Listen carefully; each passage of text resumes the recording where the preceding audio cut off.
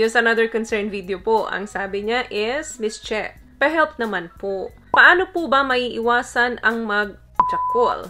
Na-addict na po kasi ako doon. Sana po mapansin. Salamat po. Ang JAKOL is another form or words ng masturbation. Ang gawain ganito po is natural and healthy activity. Kung babasihan po natin sa aspeto ng science, 3 to 5 times per week is masasabi mo pang regular yan. Nagiging problema lang ito at nagiging unhealthy lang ito kapag masyado ka nang nai-engage dito. Ano mo ba masasabi kapag may addiction ka na dito? Dalas napapansin mo na uubos na neto yung energy at yung time mo. Papansin mo, nasa isip mo na lang palagi ito. Kapag gising mo or nasa kalagitnaan ng araw mo, kinagabihan ng araw mo, ito lang ang palaging laman ng isip mo. Apektuhan na rin ito yung relasyon mo sa pamilya mo. Kung may kapartner ka, mas gusto mong nagsasarili na lang kesa makatalik siya. Naapektuhan na rin ito ang trabaho mo. Kapag ganyan na, possible mauwi na yan sa addiction. But fortunately, there are many ways to control yung urge ng pagmamasturbate. Yung ibang mapag-uusapan natin dito is nag-work talaga yung mga tips na to. Pero doon naman sa iba, depende na lang kung gaano kalaki yung motivation mo para magbago ka. Number 1 ang unang gawin mo dyan, kausapin mo yung taong pinagkakatiwalaan mo. Kung meron kang romantic partner, doon ka mag-confide sa kanya. Kasi malamang alam niya yan dahil sigurado ako na apektuhan na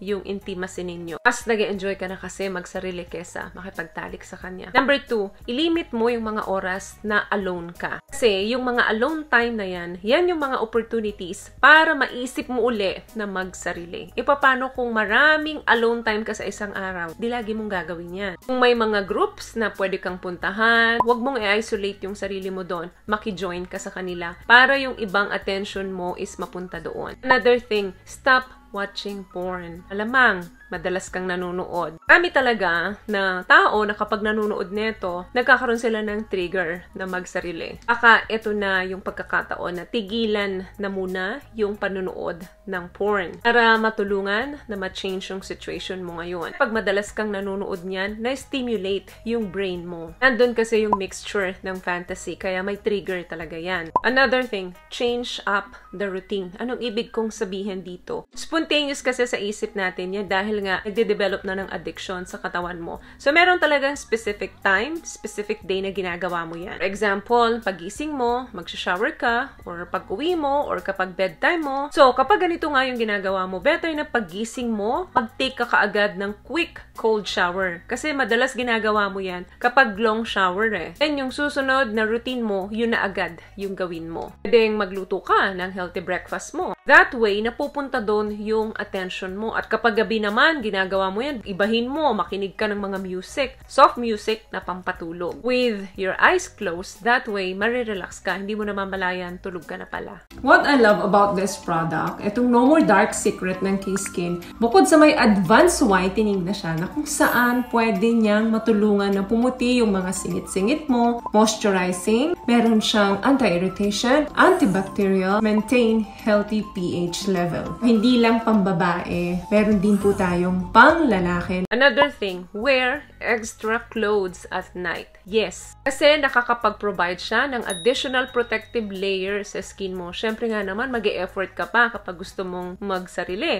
Unlike yung natulog ka ng nakahubad ka lang or naka-boxer shorts ka lang. So, mas madaling ma-access na gawin mo yun. Medyo hindi komportable na magsuot ng extra clothes kapag gabi kasi nagbabago yung temperature ng katawan natin. Mainit, maalinsangan. Pero better na ganito yung gawin mo habang tinatrabaho mo pa na ma-change yung routine mo.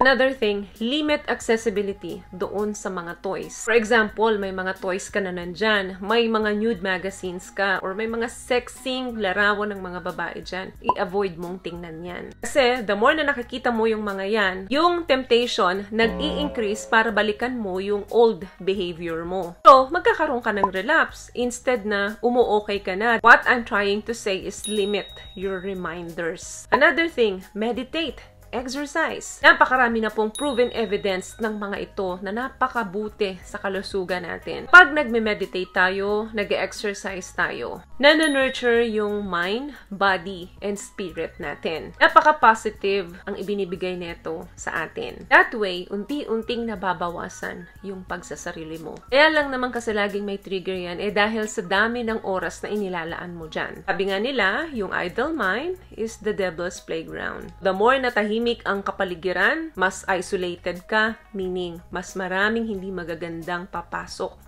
sa isip mo. Kaya as much as possible, meditate or exercise every day. Bigyan mo ng 30 minutes to 1 hour or higit pa para mas mag-release ng maraming endorphin yung brain natin. Happy hormones yon, happy thoughts yon, so mayroong calming effect yan sa atin. Last one, mag-set ka ng goal and progress kung nasaan na ba yung status mo. Sa una, akala mo imposible, akala mo malabong mangyari. Pero, umpisahan mong i-cut down yung number every day. Kung sa isang araw, nakakatatlo, 5 ka, gawin mong isa. Kasi hindi mo agad maaalis siya ng overnight. Instead, bawasan mo ng bawasan habang lumilipas yung araw. Mag-set ka ng goals, mark progress kung nasaan ka na. Then after nyan, makikita mo, okay, success. Once ka na lang nagsasarili everyday, gawin mo naman, susunod na routine mo, gawin mong every other day. So, meron ka dapat target para tuluyan mo na itong ma-avoid. Hanggang sa mamalayan mo niya, nasa 2 or 3 times ka na lang sa isang linggo. Ang intention natin dito is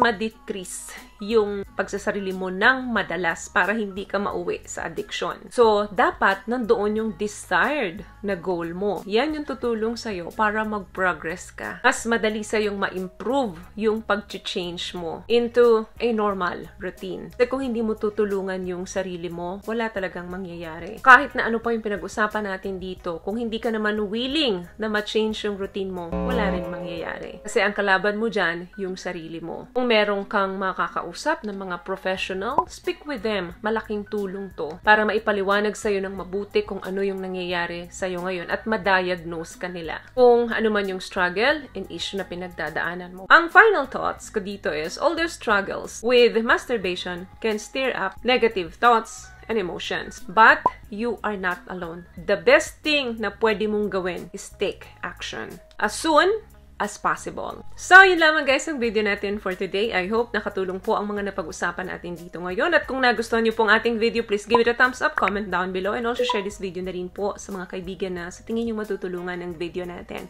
Once again, palagi po kayong mag-iingat at palagi po kayong manalangin. Thank you guys for watching and see you on the next one. Always love yourself and be a blessing. Bye!